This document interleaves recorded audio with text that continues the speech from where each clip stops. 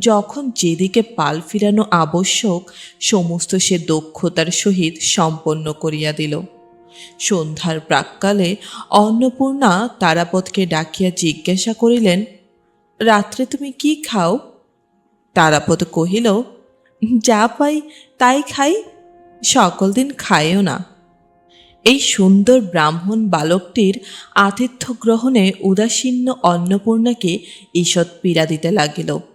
তাহার বড় ইচ্ছা খাওয়াইয়া পড়াইয়া এই গৃহচ্যুত পান্থ বালকটিকে পরিতৃপ্ত করিয়া দেন, কিন্তু কিসে যে তাহার পরিতোষ হইবে তাহার কোনো সন্ধান পাইলেন না।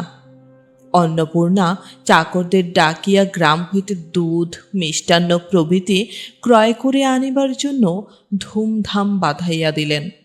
তারাপদ যথা পরিমাণে আহার করিল, কিন্তু দুধ খাইল না।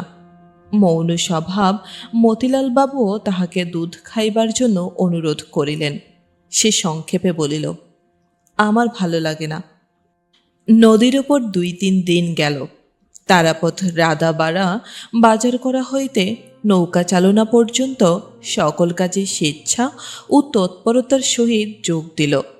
যে কোনো দৃশ্য তাহার চোখের সম্মুখে আসে তাহার প্রতি তারাপদের সকৌতূহল দৃষ্টি ধাবিত হয়। যে কোনো কাজ তাহার হাতের কাছে আসিয়া উপস্থিত হয় তাহাতেই সে আপন আকৃষ্ট হইয়া পড়ে। তাহার দৃষ্টি, তাহার হস্ত, তাহার মন সর্বদাই সচল হইয়া আছে।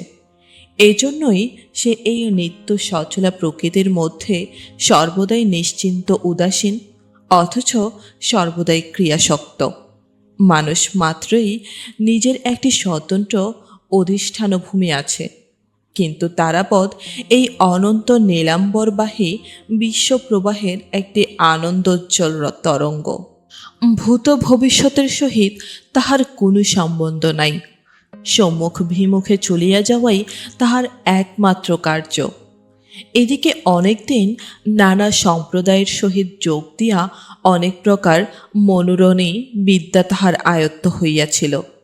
কোনো প্রকার চিন্তা দ্বারা আচ্ছন্ন না থাকাতে তাহার নির্মল স্মৃতিপটে সকল জিনিস আশ্চর্য সহজে মুদ্রিত হইয়া যাইত।